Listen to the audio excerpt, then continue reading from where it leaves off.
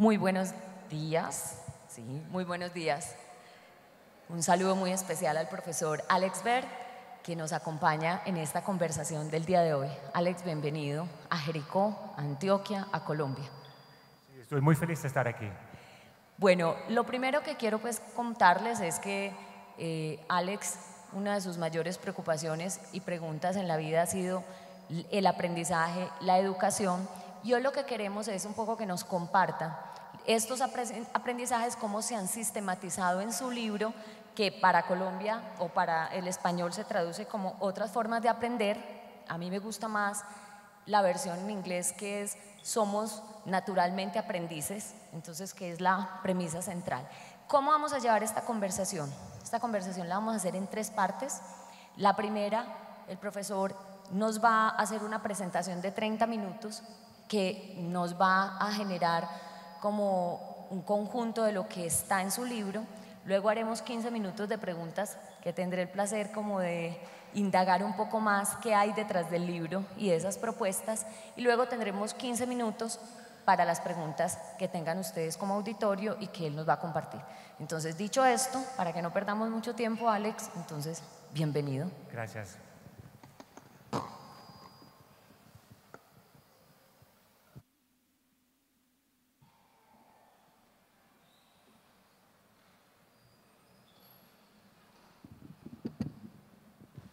Ok,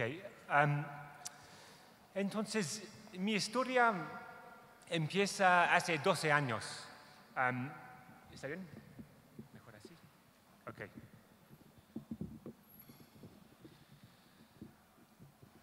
¿Mejor? Mi historia empieza hace 12 años, cuando empecé a trabajar como profesor de inglés en un instituto del sur de Londres. Era en la zona de las casillas más baratas de Monopoly de Londres, y al principio era muy difícil para mí. Mis alumnos no sabían quién era Shakespeare y yo no sabía nada de enseñar. Personalmente había cursado la primaria en un colegio prestigioso en un pueblo, y la secundaria en un sitio que se parecía un poco a Hogwarts y al mundo de Harry Potter, un poco así. Así que yo creía que enseñar era fácil. Te pones delante de la clase, hablas sobre ciertas ideas y los niños aprenden, como en el Club de las Poetas Muertos de Robin Williams, ¿no? Pero este instituto no se parecía en nada a esto. Era en un área conocida por el crimen, y el instituto era bastante complicado. La mitad de los niños tenían ayudas para el comedor, que es el índice de pobreza en Inglaterra. La mitad de los niños tenían esta ayuda. 2 entre cada 3 de ellos también hablaban inglés como segunda lengua. Y todos ellos iban años atrás en cuanto a su nivel de lectura y escritura. Era difícil. Y aún así, al empezar a darles clase, me di cuenta de que estos niños vivían en el futuro. Tenían móviles modernos, pasaban todas las noches jugando a juegos online, pero al mismo tiempo me di cuenta de que los métodos que yo estaba usando para enseñarles le habría resultado familiares a Sócrates hace 2500 años. Y al mismo tiempo me sentí como empujado por el sistema a centrarme en sus exámenes, dominando los conceptos básicos que necesitaban para ganar esta calificación C, que era tan importante. Sin embargo, el verano en que los estudiantes salieron de la escuela, se predijo que el 40% de los trabajos en los que contaban como adultos se automatizarían antes de cumplir 30 años. Si los robots realmente iban a comer todos los trabajos, pensaba que teníamos que hacerlo mucho mejor la educación. Pero al mismo tiempo tenía esperanza, porque sabía que estamos avanzando en entendimiento del cerebro, en neurociencia, en psicología. también estamos avanzando tecnológicamente con los móviles, la inteligencia artificial e Internet. Y también en entender cómo hacer que los profesores sean más profesionales, cómo convertir la profesión en un oficio. Pensé que uniendo todo esto, quizá podríamos revolucionar la educación del siglo XXI. Pero quería saber de qué son capaces nuestras mentes ahora. ¿Qué deberíamos estar aprendiendo hoy si nuestros hijos tienen que prosperar en este mundo? ¿Qué sistemas y estructuras podemos desplegar para asegurar que aprovechan todo nuestro potencial? Esas preguntas me hizo embarcarme en un viaje mundial durante 2 años. Visité escuelas pioneras en 6 continentes, reuniones con maestros pioneros también, hice exploraciones de la ciencia y la tecnología. Y me dejó seguro de una cosa sobre todo, que en esta época del IA, nuestro futuro se basa más que nada en el desarrollo de nuestra potencial humana.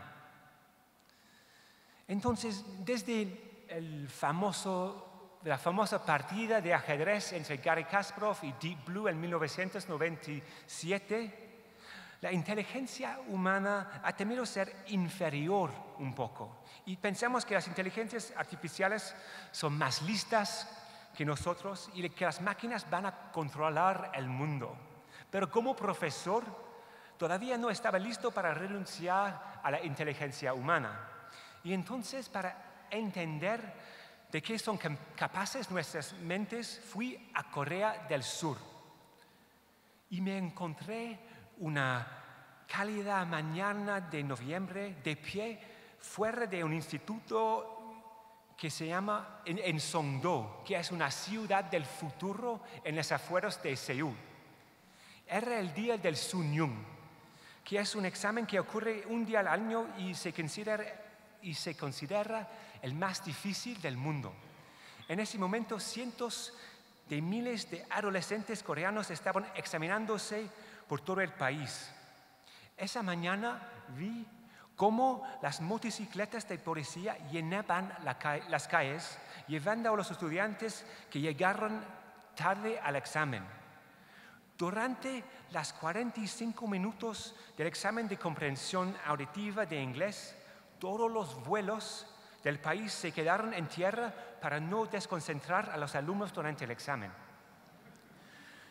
Vi esencialmente que la enseñanza en Corea se basa en hacer incrementos pequeños, constantes, en encontrar cualquier pequeña mejora para tu productividad como estudiante.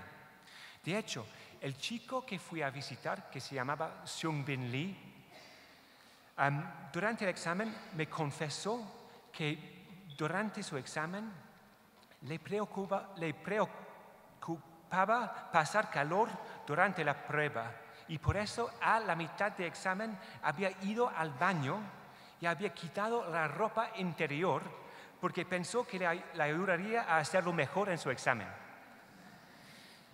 Vi que Corea había convertido el hacer el examen en algo extremadamente preciso. Seung-bin me dijo, si quieres aprobar el Sunyung, no tienes que pensar, tienes que ser una máquina de hacer exámenes. Y es inquietante, obviamente, pero a un lado funciona el sistema coreano. En Corea del Sur se ha dado un milagro educativo. Hace 70 años, 4 de cada 5 surcoreanos eran analfabetos. Hoy, Corea del Sur tiene la mayor proporción de graduados universitarios de todo el mundo y una economía muy, muy fuerte con empresas como Samsung y Hyundai. Y eso resulta de la educación. Hablé con el Ministerio de Educación y me dijo, en Corea no tenemos recursos, lo único que tenemos son nuestras mentes, la capacidad de trabajar duro. Pero por otro lado, Corea también está experimentando una crisis de salud mental entre sus jóvenes. Seung-bin me mostró su calendario de estudio.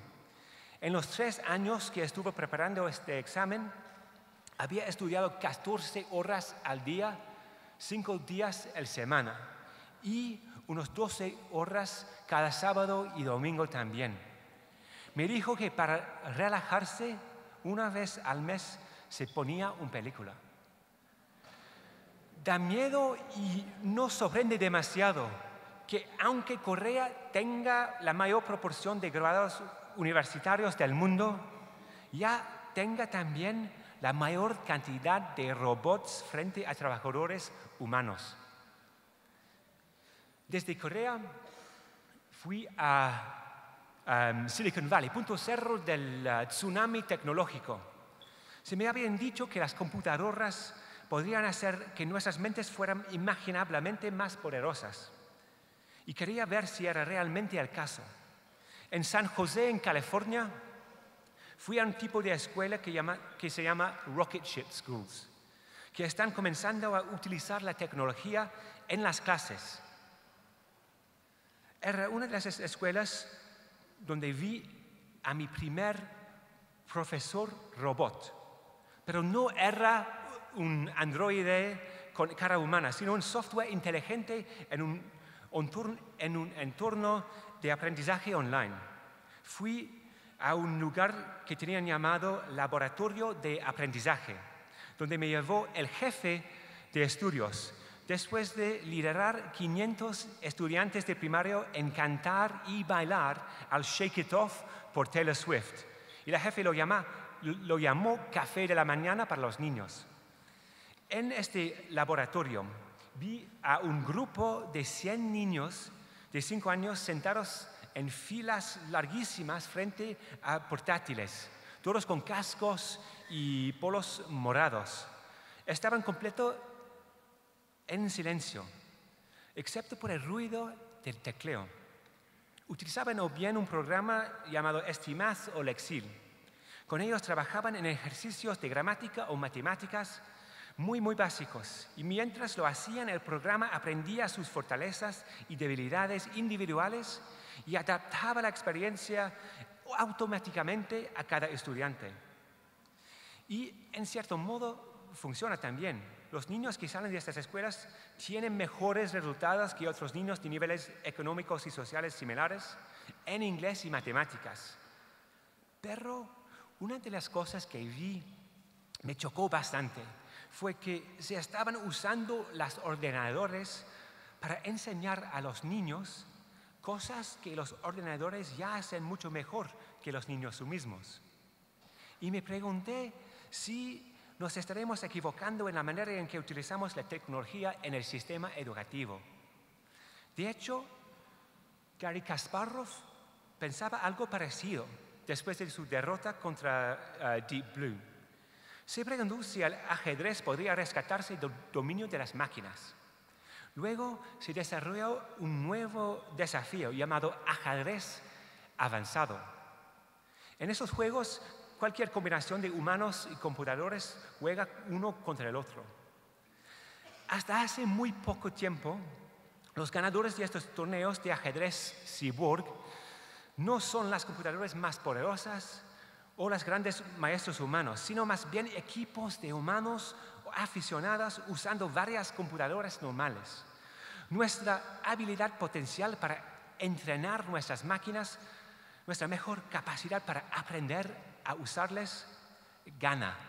O sea que la cooperación entre humanos y máquinas es más efectiva que una máquina o una mano sola.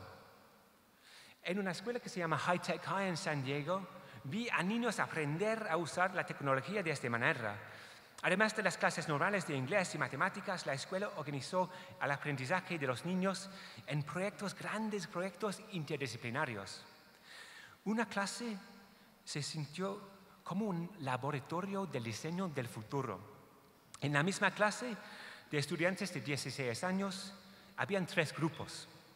El primer grupo de estudiantes estaban experimentando con vainas de semillas biodegradables. Otro grupo estaba escribiendo y produciendo un documental. El tercer grupo estaba haciendo drones completamente desde cero, que se puede ver aquí.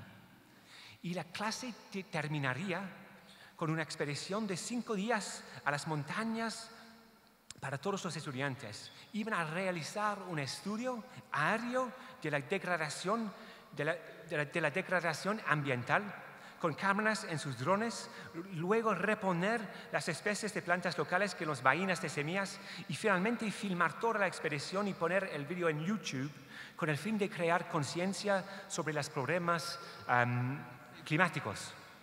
Y quizás solo en California, pensó Perro, me dio también esperanzas sobre el poder adaptivo de nuestras mentes. Las máquinas pueden hacernos estúpidos, es claro, pero podrían hacernos también un poco más inteligentes. Como dijo un maestro de High Tech High, no pregunte qué puede hacer la herramienta por usted, sino qué puede hacer usted con la herramienta.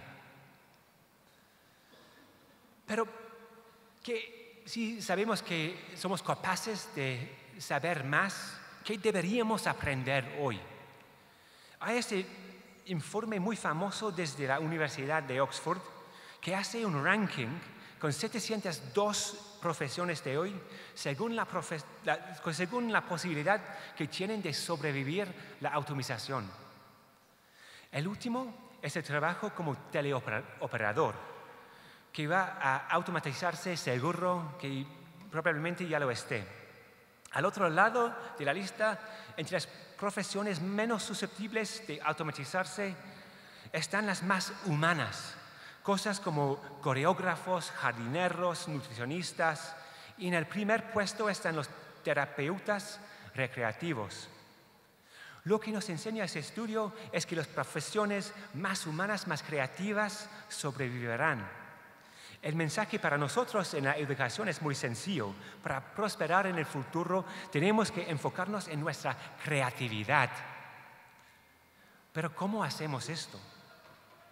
Pues tenemos el trabajo del psicólogo Ben Bloom, que en los años 80 estudió a 120 genios creativos en campos tan diversos como la escultura, la matemática, la natación, la neurociencia. Uno de sus resultados es muy conocido, y es que este tipo de genios creativos pasa mucho tiempo practicando el campo que han elegido. Esto es la idea de que si practicas para 10.000 horas, llegas a estar un experto en cualquier cosa. Y un sistema educativo que toma muy en serio esta idea es el de Shanghai. Fui allá y me encontré en una clase de primaria en una escuela que se llamaba Wanhangdu Road Primary School. Y había una gigante eslogan que decía, marcha hacia el futuro, ven a participar. Y entré en un aula. Inmediatamente empezó una clase intensiva de 35 minutos. Donde la profesora iba cambiando de actividad constantemente en intervalos de 1, 2 o 3 minutos. El tema de la clase era cómo usar rectas numéricas para expresar fracciones. Y la profesora había pensado en 10 actividades, 10 maneras diferentes de enseñar eso a los niños. La idea era de dar el máximo número de oportunidades, la máxima cantidad de maneras distintas de hacerlo, para que todos lo aprendieran en esa misma clase. Esto se llama maestría de Shanghai y se basa en ejercicios, repetición y memorización. La idea en Shanghai conecta con el trabajo de Bloom en el concepto de que la práctica lleva a la perfección. Creo que lo emocionante es que ya estamos viendo que esto también se refleja en la neurociencia. Sabemos que hay un proceso de memorización importante para que desarrollemos procesos de pensamiento complejo como el pensamiento crítico o la creatividad. El memorizar ciertas cosas a largo plazo sirve para automatizar ciertos pensamientos, liberando espacio en la memoria funcional para que pensamos de manera crítica o creativa. Y creo que está bien saber esto, pero solamente es un parte necesario, pero no suficiente de la creatividad. En el sistema de Shanghai están empezando a preocuparse mucho porque sus estudiantes, aunque sepan mucho, no estén preparados ni tienen las habilidades que necesitan en el presente. No son creativos, no piensen de manera crítica, no colaboran. Y eso es porque aunque la práctica hace al maestro, no te ayuda a crear nada de nuevo. En los estudios que hace de Bloom hay otra pista sobre cómo aprender a crear, a imaginar. Cuando estudió a esos 120 genios creativos, encontró otro factor igualmente importante en su desarrollo y del que nadie habla ahora. Y es que antes de comenzar con sus años y años de práctica deliberada, disfrutaban de algo que él llama un enamoramiento. Un momento en que se enamoraban de ese pasatiempo, en lo que descubrían de pequeños y decían que eso era lo que querían hacer. Esa etapa se basa en el juego, la experimentación y la curiosidad. Es un aspecto muy diferente de la creatividad y es visible también en el cerebro. Así que ahora sabemos que hay dos procesos importantes en el cerebro que participan en el proceso creativo. Por un lado, tenemos el pensamiento convergente, donde se centra mucho la intención a revisar algo y trabajar duro para mejorar. Creo que eso es lo que está pasando en Shanghai, por ejemplo. Pero también existe el pensamiento divergente, que podemos observar en momentos de epifanía si utilizamos neuroimágenes, y ocurre a menudo cuando estamos, por ejemplo, en la bañera, como Arquímedes, cuando nos estamos duchando o algo así y estamos muy relajados. Y esto conecta, creo, con la idea de la etapa de enamoramiento. El pensamiento divergente se basa en el juego más que nada. Y esto lo vi en otra escuela en Boston, en Estados Unidos, una escuela Montessori. Fui ahí en otra mañana durante un invierno y el director del colegio me había dicho que cuando llegara ahí tenía que actuar como lo hace Jane Goodall cuando observa chimpancés.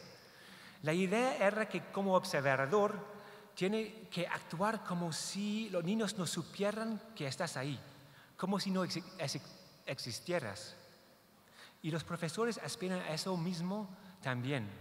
Me senté en la clase muy callado y observé a los niños mientras trabajaban. Algunos de ellos estaban jugando con cuentas, otros escribían poemas, otros mirando en un microscopio.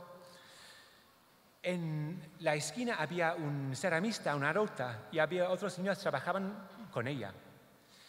Y para mí todo parecía un poco un caos, muy desorganizado. Pero concuerdo con algo de lo que sabemos hoy sobre la creatividad. Un estudio sobre los adolescentes más creativos de Estados Unidos demostró que el 5% más creativos no vienen de familias más creativas. En cambio, venían de las casas con menos normas, con menos reglas. Hay una correlación directa entre cuán creativos son los niños y cuán pocas normas tienen en casa. Y creo que eso es lo que funciona en las escuelas Montessori. Estas escuelas han estado siempre en los límites del sistema educativo. Pero hoy se habla de una mafia Montessori en los Estados Unidos entre los creativos del país. Por ejemplo, Beyoncé fue a una escuela Montessori, los creadores de Google, de Amazon y todo. Y me choca el hecho de que vi cómo al dejar a los niños hacer lo que quisieran, estaban realmente aprendiendo a imaginar y a crear. Así que si cogemos lo que pasa en Shanghai y lo que pasa en les Montessori, ves los dos lados de lo que hace falta para ser un estudiante creativo del siglo XXI. Pero quizá aún más importante hoy, en esta época de cambio constante, es lo de aprender a aprender. Hoy se dice que el futuro ya no pertenece a los sábelo todos, sino a los apréndelo todos. Y esto vi en práctica en una universidad a la que fui llamada 42. Es en París, en Francia. Es una escuela de programadores a las afueras de la ciudad donde los estudiantes van a aprender a programar. Y es muy, muy interesante. No hay que pagar nada los estudiantes. No hay que tener estudios previos, de hecho, y es para gente que se ha dejado el instituto. No hay profesores. En vez de eso, el aprendizaje se organiza a través del Intra, un entorno de aprendizaje online que parece un mapa como los que verías en Star Trek o algo así. Cuando te apuntas a esta universidad, empiezas a completar proyectos en este entorno online. Cuando completas uno, se desbloquea el siguiente y el software es muy inteligente y te anima a colaborar con otros estudiantes que estén en la escuela a la misma vez que tú. Además, el lugar es muy precioso. Parece como un cuarto de servidores lleno de cientos de iMacs brillantes y de obras de arte, grafiteros. Es muy futurista. Básicamente, un alumno se atasca, no tiene a un profesor que le ayude, sino que acude a Internet para buscar un tutorial, mirar un video de YouTube, pregunta a alguien o leer el manual.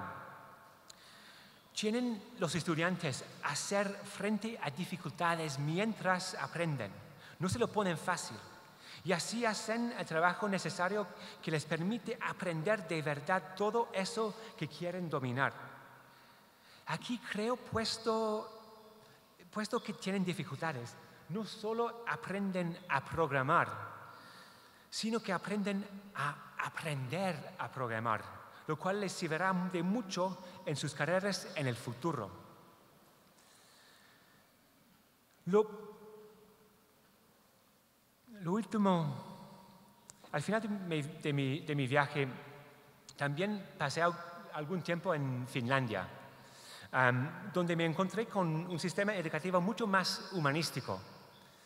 Fui a la clase de Pekka Pejurra, ese tipo aquí, que era un profesor bastante famoso en Finlandia.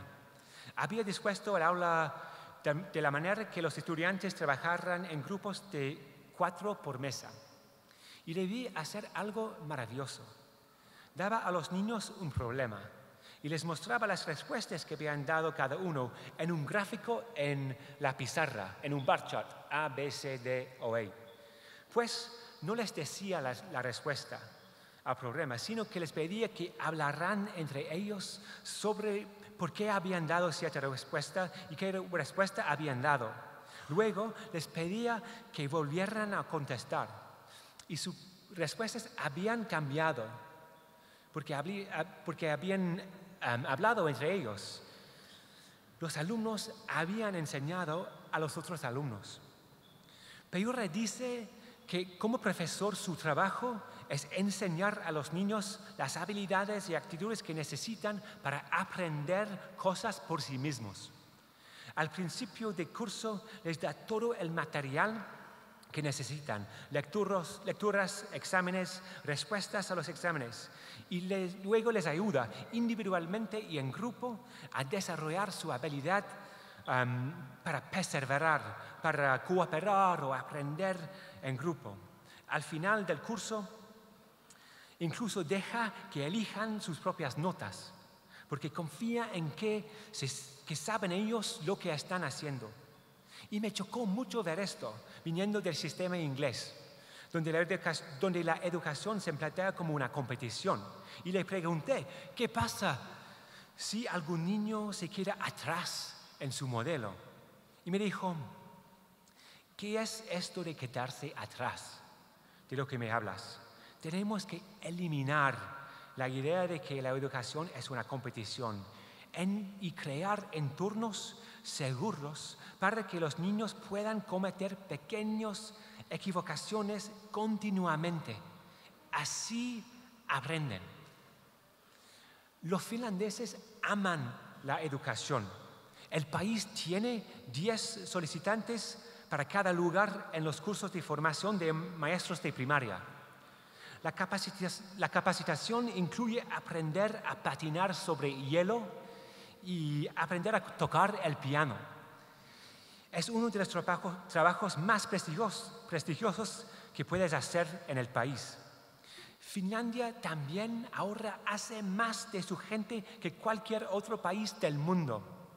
Encabeza el índice de capital humano del FEM, es el país más feliz del mundo según la ONU. También es su colmena de creatividad.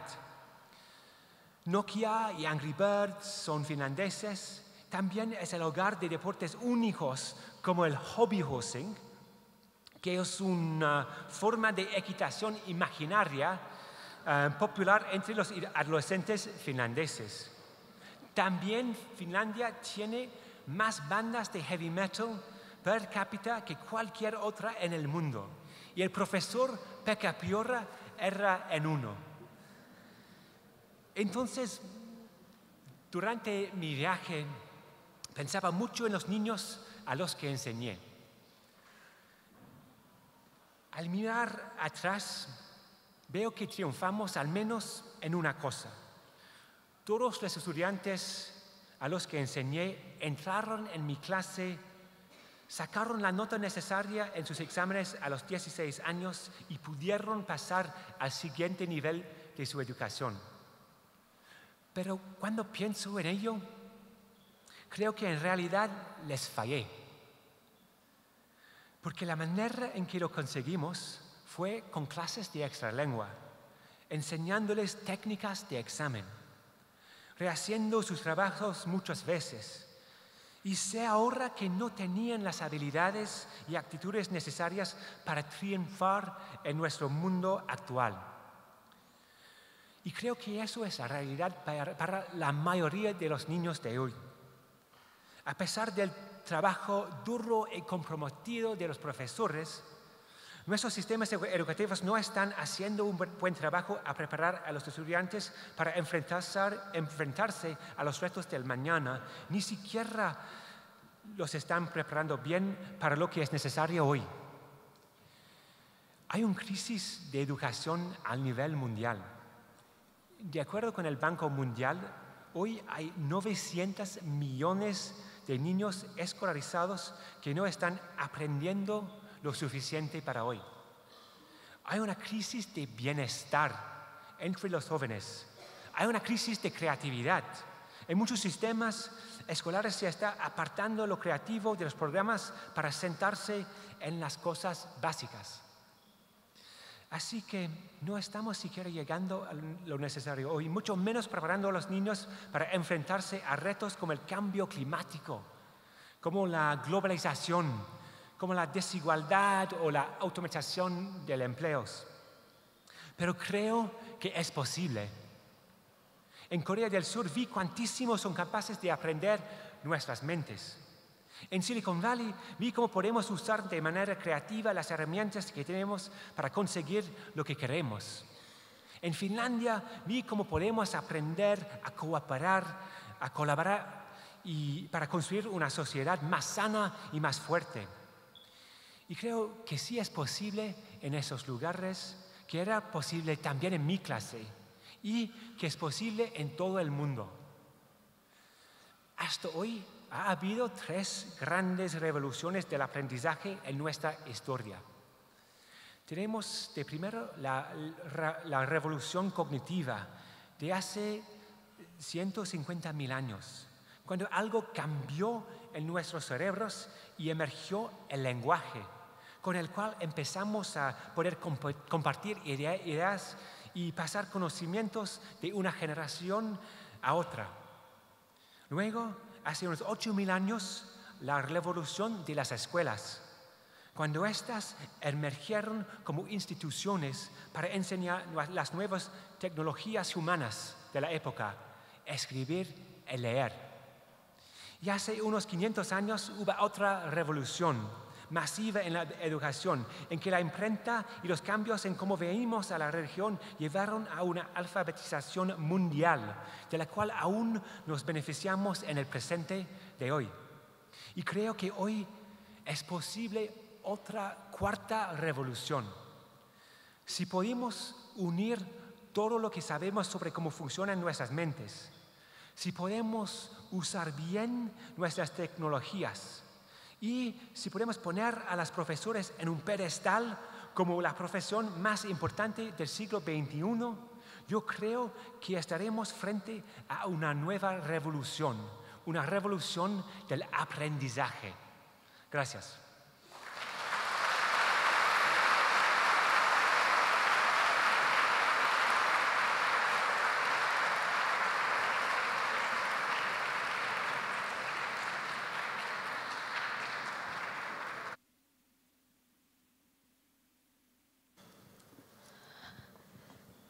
Bueno, como verán, así como escucharon este recorrido muy rápido de lo que es el libro, súper recomendado. Lamentablemente no vamos a tener el libro acá en Jericó, pero en Medellín él va a estar en conferencia el miércoles a las 5 de la tarde. En Medellín lo podemos encontrar en la Librería Nacional. Desafortunadamente, como les digo, no llegó acá, pero muy recomendado. Yo creo que hizo un recorrido muy rápido. No sería suficiente pasar horas por la riqueza de lo que este texto nos trae alrededor de no solo experiencias, sino recoger las experiencias. Voy a empezar por el final, que es de hecho como empieza el libro. El libro nos habla de 3 elementos. Alex, yo quisiera como evaluar, tú dices que en esta revolución del aprendizaje nos planteas como tres fases. Nos dice, hay que repensar la educación y repensar el aprendizaje. Luego nos dices, hay que hacerlo mejor, o sea, de lo que estamos haciendo, sigámoslo haciendo. Y tercero, hablas algo de take care, como cuidar. Yo quisiera un poco que nos plantearas esas 3 fases que tú planteas en la estructura del libro. ¿Qué quiere decir? Sí, buena pregunta. Y entonces, lo primero de repensar o pensar de manera diferente, me refiero al hecho de que vivimos en un mundo rodeado por diferentes formas de media, de comunicación. Y por un lado es importante que los niños aprendan a pensar de manera crítica, de percibir diferentes fondos de información, por ejemplo, para si son de verdad o si son falsas. Eso es muy importante. Por otro lado, es muy importante que los niños entiendan cómo funcionan sus cerebros, en qué son capaces. Y finalmente, un poco que vean el mundo alrededor de ellos y tenían sus propias ideas sobre ella como ciudadanos. Eso es repensar. Tenemos que repensar. El segundo es mejorar. Y para mí, la idea más importante allá es la creatividad. En mi viaje conocí a un tipo que se llama Mitch Resnick y trabaja en el Media Lab de MIT, una universidad en Boston, en Estados Unidos. Y él ha creado 2 cosas muy importantes para los niños. El Lego Mindstorms, que es como el Lego robótico, y también algo que se llama Scratch, que es una comunidad online de 25 millones de estudiantes para aprender a programar. Y él lleva un grupo a MIT que se llama el Lifelong Kindergarten, como preescolar permanente, algo así. Y tiene una fórmula para el aprendizaje creativo, que son 4 P's. El primero P es que un estudiante tiene que encontrar su propósito en cualquier aprendizaje. Después, es importante que trabaje en proyectos con valor en el mundo real. Tercero, que trabajan con sus pares, que colaboran, que trabajan en grupo, que entienden que otros pueden enseñar algo a ellos. Y 4, es la idea de pasarlo bien, de jugar, experimentar, de tener curiosidad para cosas. Y eso, para mí, son los ingredientes del aprendizaje creativo. También en esa idea de mejorar es aprender a usar las herramientas de hoy en hacer lo que quiere hacer y no llegar a ser usado por las herramientas, porque hay grandes empresas que quieren como formar nuestro comportamiento. Eso es el segundo, de mejorar. Y finalmente de cuidarse. Eso se trata más de desarrollar nuestra inteligencia emocional, más que nada. De primero, para llegar a ser resiliente en el mundo que es muy difícil, que cambia mucho. Segundo, para poder como manejar nuestro bienestar como individuos. Y tercero, yo creo que es importante esa idea de cuidarnos en frente a un mundo que está como muy dividido ahora.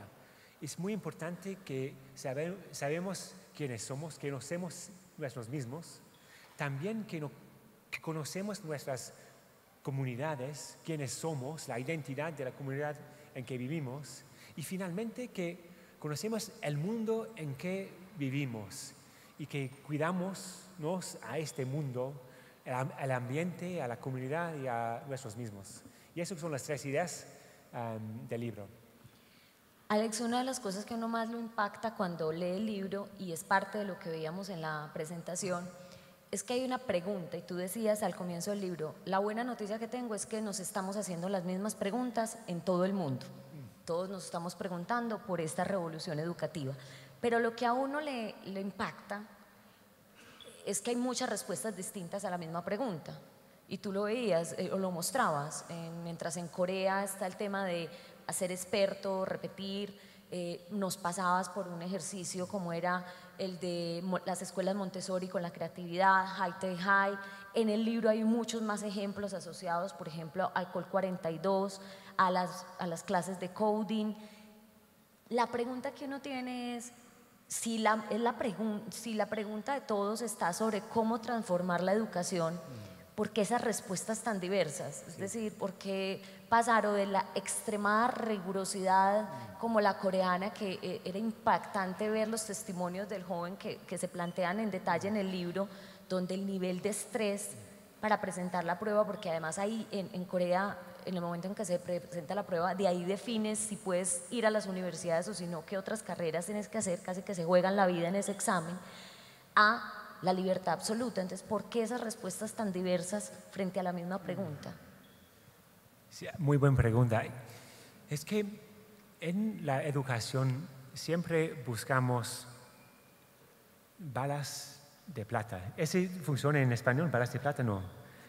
Una educación perfecta, pero no existe esa educación perfecta, no hay. Tal cual. Hay ideas muy importantes.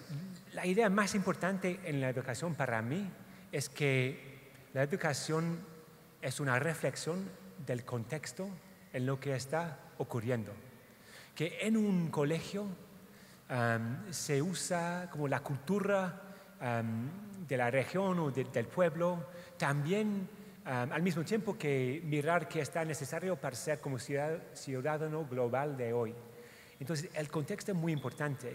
Y en China, por ejemplo, es una cultura muy enfocada como en la autoridad.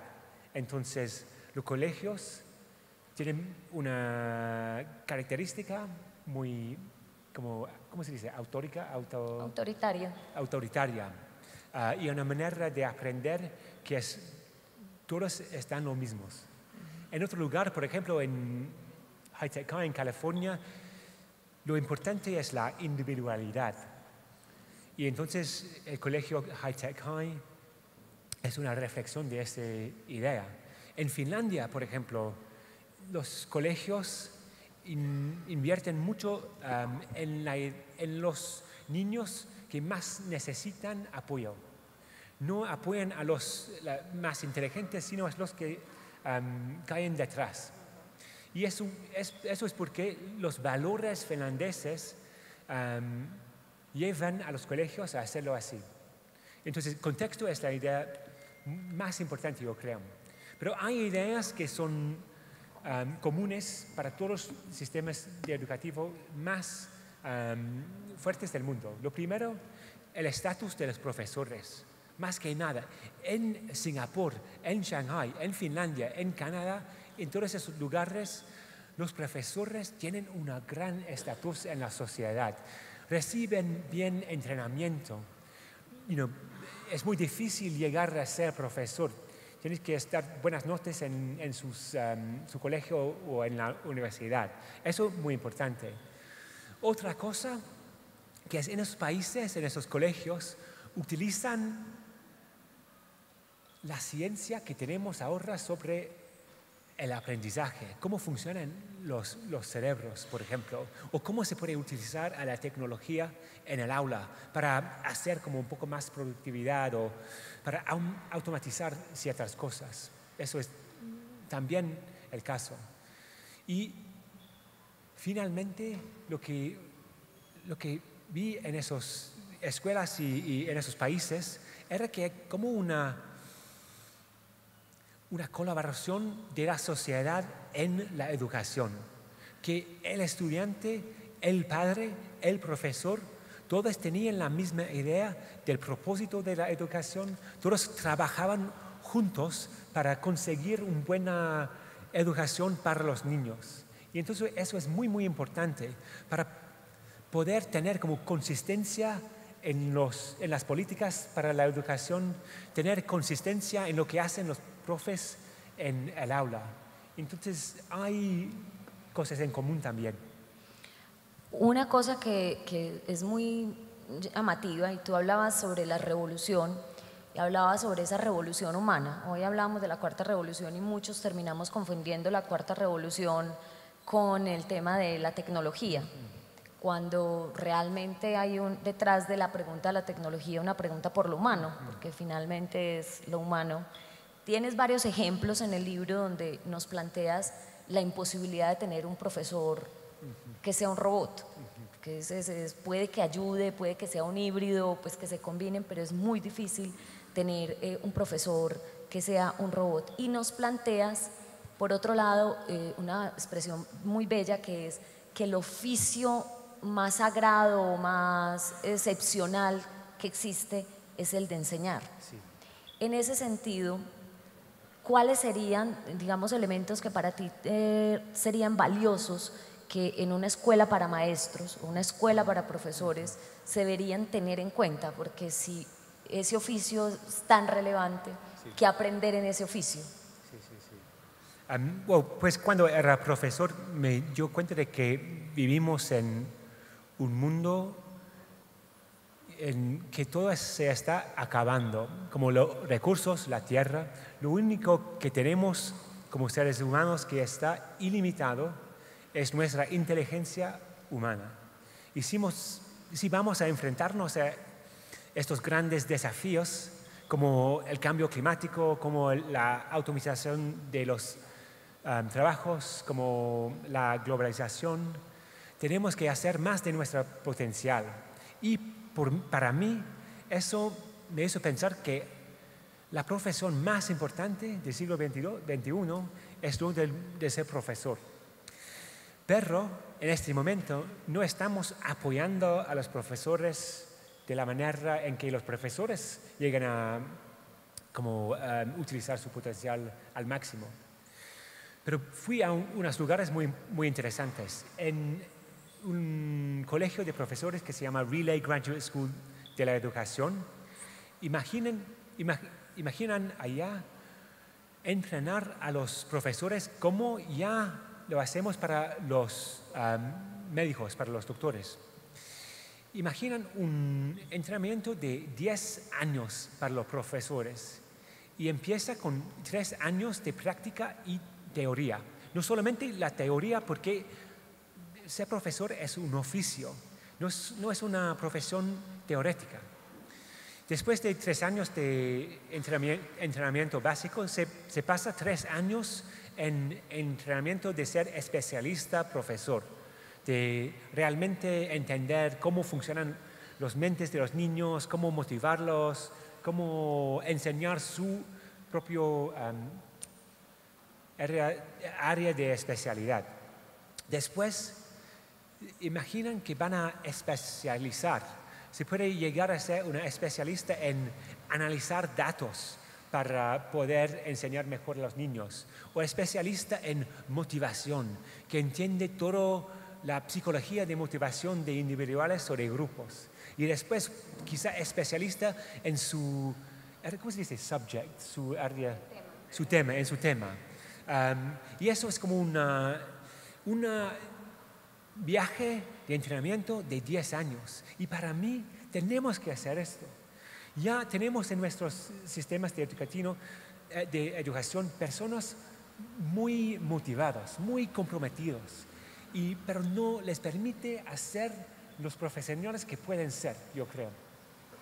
Muy bien, ya vamos a abrir el espacio para preguntas. Si tienen, yo tengo acá pues otra serie de preguntas porque lo que surge de esta conversación son más y más, pero quiero saber si en el público tenemos a alguien o alguienes que nos quieran preguntar. Acá tengo una mano levantada arriba. ¿Quién tiene el micrófono? ¿No hay? Bueno, vamos a tratar. No es posible que le escuche así. Chao.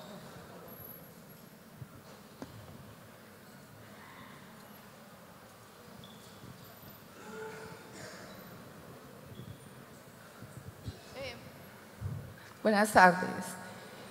A mí me gustaría escuchar como más sobre la vinculación de los papás en el sistema educativo.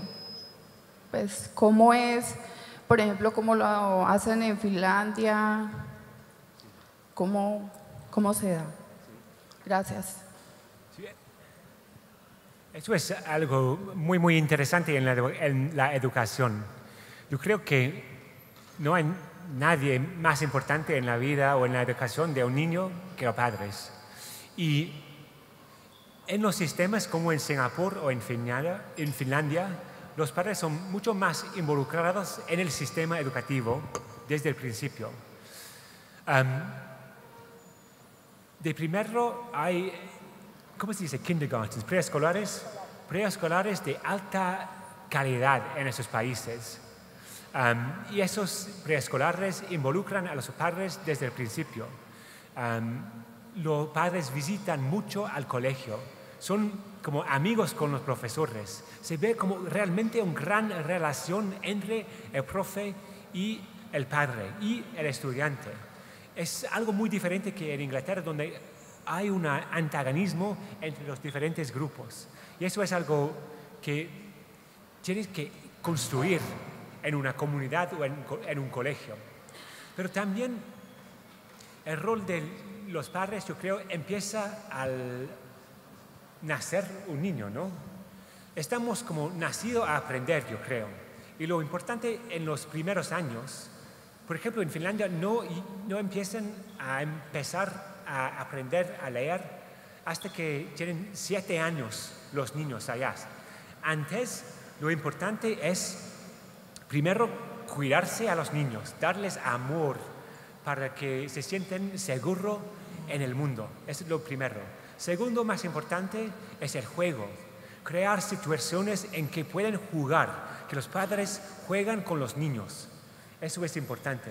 Y tercero, hablar con los niños. Hablar de las cosas, contar cuentas y todo así. Y eso me parece que en Finlandia todos los padres saben esto, todos los preescolares también saben que los padres lo hacen, y hay eso como sentido en la sociedad de en qué consiste una buena experiencia preescolar para los niños. Voy acá a una segunda pregunta. Me encantó la última respuesta que diste, se monta un poco en lo que yo te quería preguntar. O sea, hay una discusión muy grande en la educación acerca de cómo se dan las normas, o sea, todos los valores, cómo se construyen los valores versus el afecto y el amor que deben llevar las normas para que sean introyectadas. Y ahí es donde posiblemente lo que nos comentabas de lo que pasa en la China, en Hong Kong, etcétera, versus lo que pasa en Europa, el norte de Europa, es un poco distinto, pero aquí tenemos todavía una disyuntiva muy grande acerca de algo que nos enseñaron a nosotros, es que la letra con sangre entra.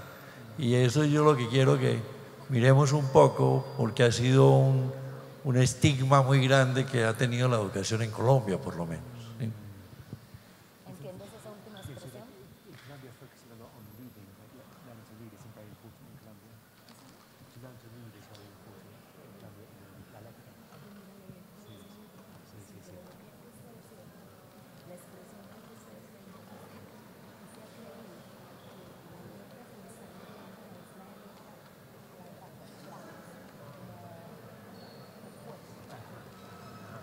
Sí, me parece algo muy parecido está ocurriendo en Inglaterra, yo creo. Y hay un gran debate en qué es el punto de partida de una educación para los niños. ¿Cuándo deberían empezar, por ejemplo, a aprender a leer? Y es difícil porque hay un gran antagonismo entre los dos lados del debate. Muchos profes, muchos padres querían que la educación para los niños hasta los 10 años algo se trata del amor, del cuidado, del juego y todo así. Pero para el gobierno, que tiene un punto de vista más como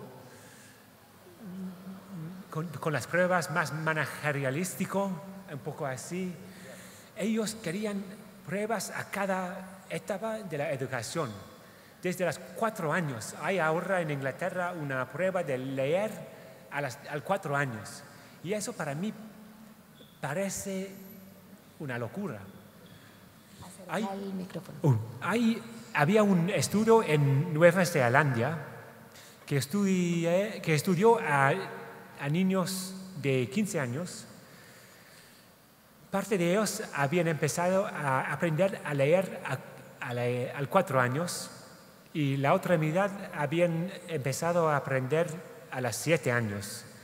A los 15 años no había ninguna diferencia en su nivel de lectura, pero los que habían empezado a aprender a leer a los 4 años les gustaba mucho menos leer que los que empezaron a los 7 años.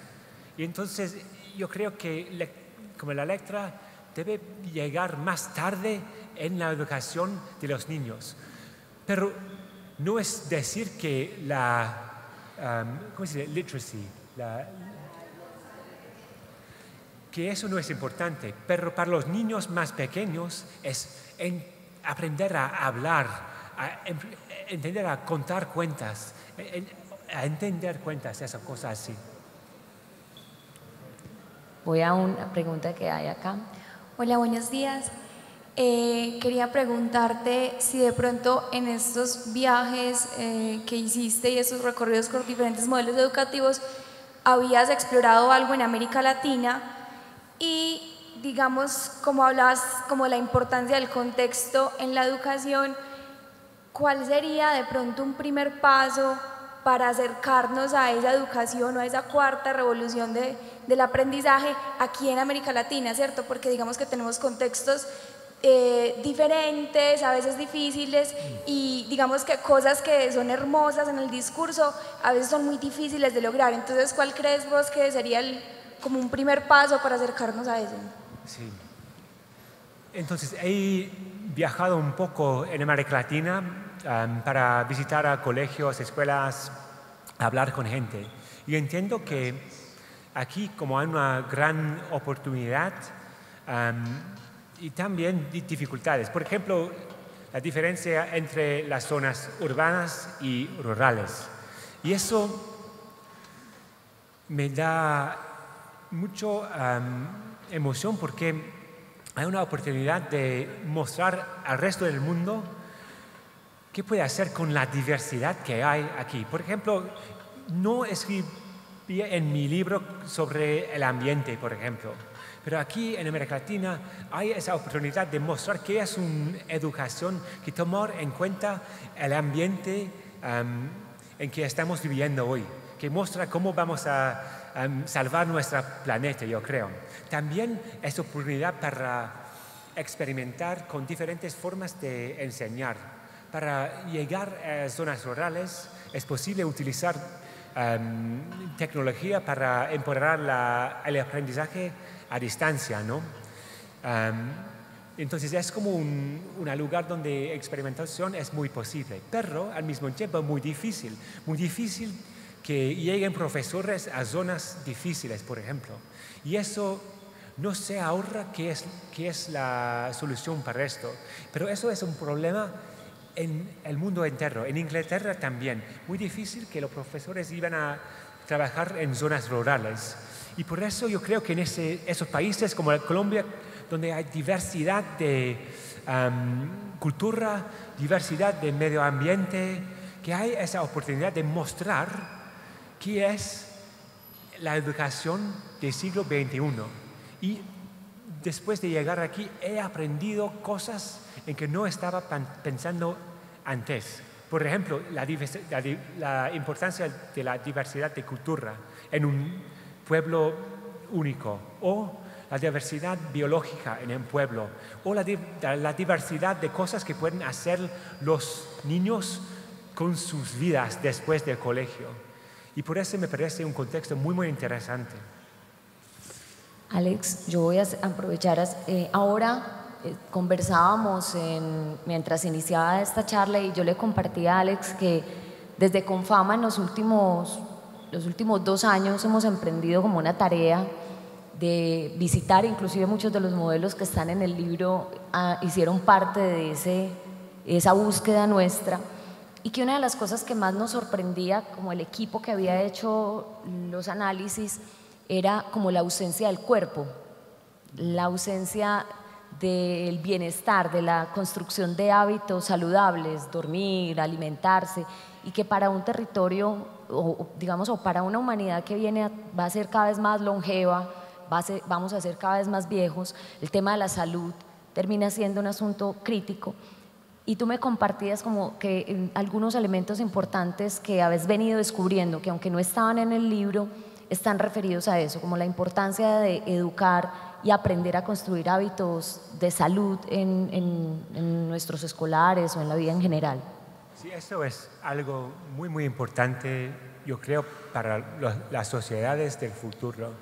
Y hay un ejemplo muy interesante de Islandia, donde hace 20 años en Islandia habían adolescentes muy malos, los más malos de Europa, que tomaban droga, que vivían mucho, pero implementaban tras una década un programa de proyectos, actividades extracurriculares que hacen después del colegio, que cada niño, cada adolescente en Islandia puede ir a un club de deporte, por ejemplo, o hacer la música después del colegio. Y ahora, después de 20 años de esto, Islandia tiene los adolescentes más buenos de Europa, que no toman drogas, no beben nada. Y esto creo está a causa de tomar en serio esta idea de la inteligencia física, que es tan importante como la inteligencia mental o emocional, que aprendemos a utilizar nuestros cuerpos, a cuidarnos en el cuerpo también.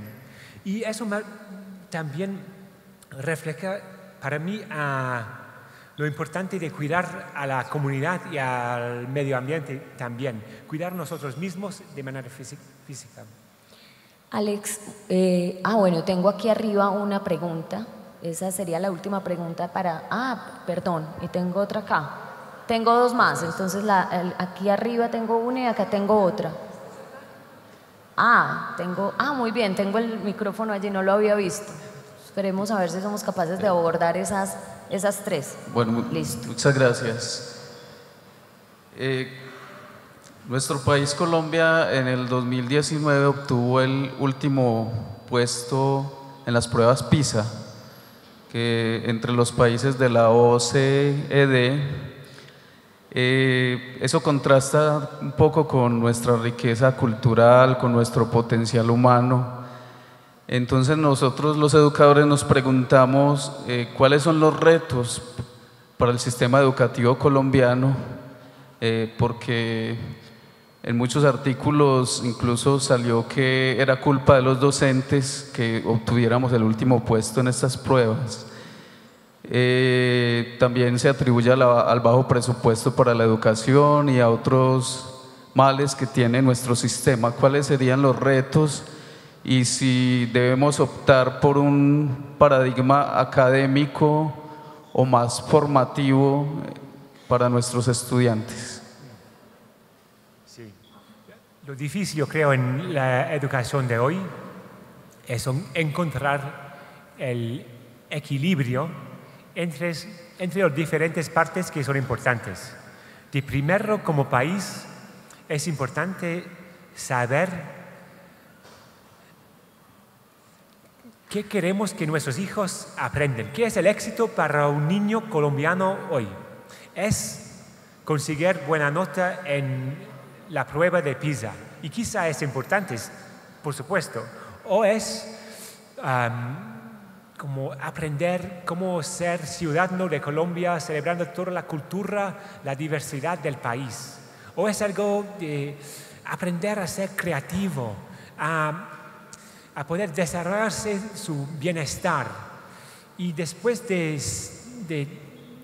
saber lo que es el éxito para un niño colombiano, después de esto se puede decir, ok, ¿qué datos hay que muestra cómo vamos en este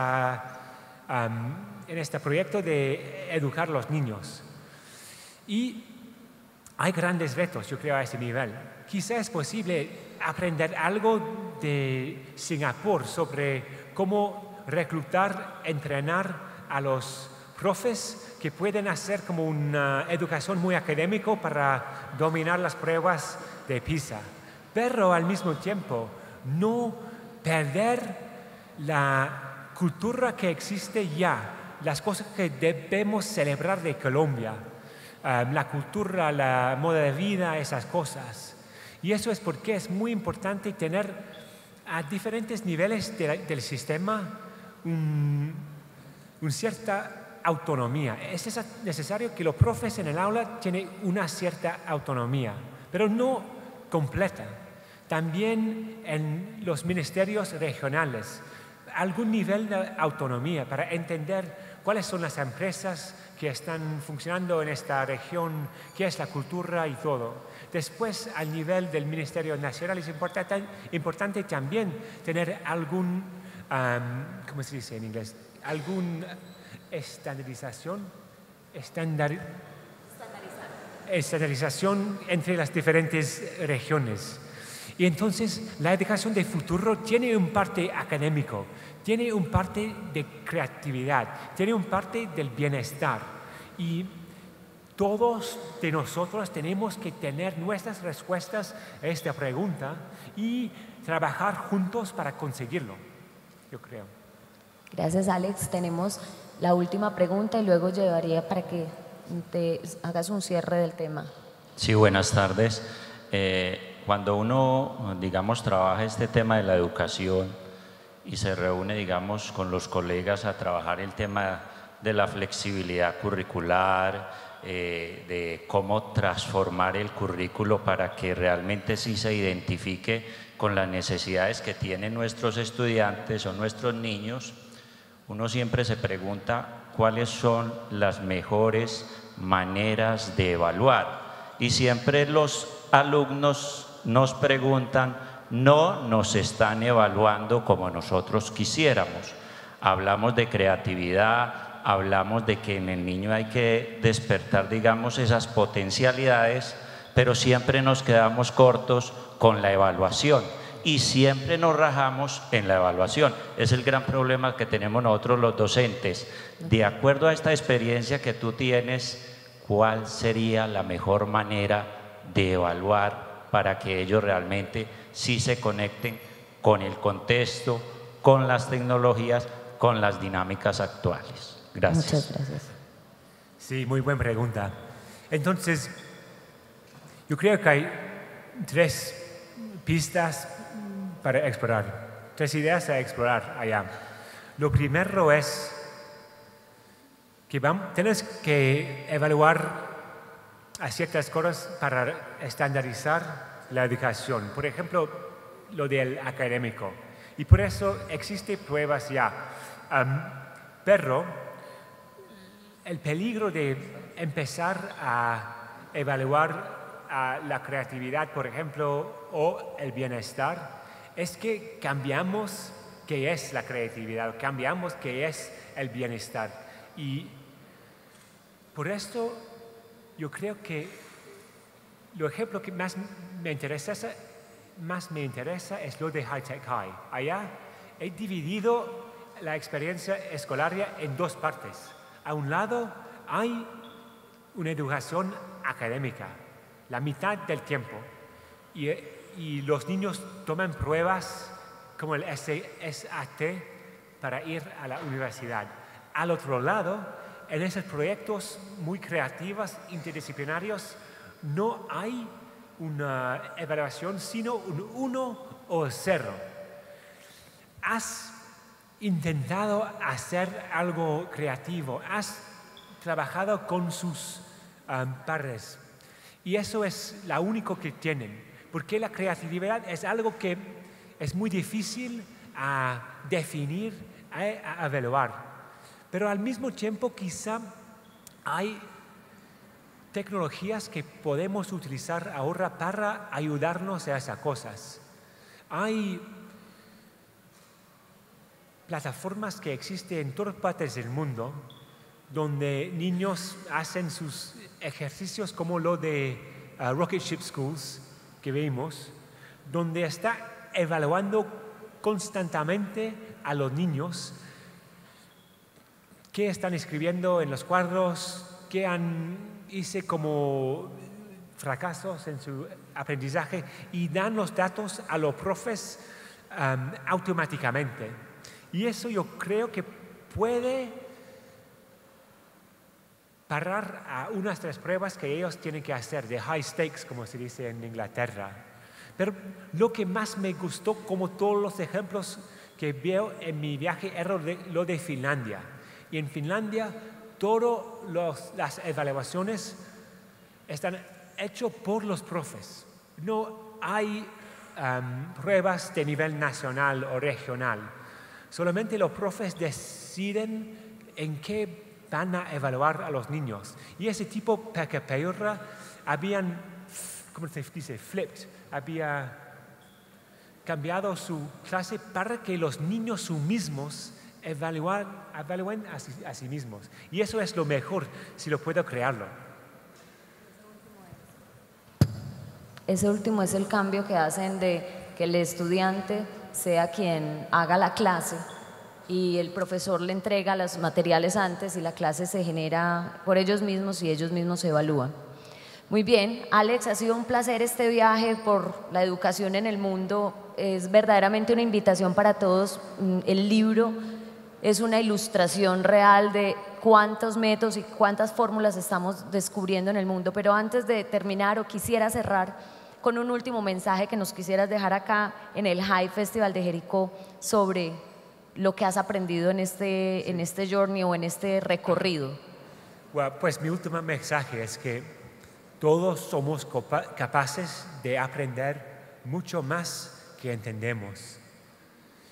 El segundo, que los profes son las personas más importantes del siglo XXI y que realmente creo en este futuro donde aprovechemos del máximo de nuestro potencial como seres humanos para enfrentarnos a los desafíos del cambio climático, de la globalización, de la desigualdad. Sí es posible, es mi mensaje. Alex, muchas gracias. Un aplauso para el profesor.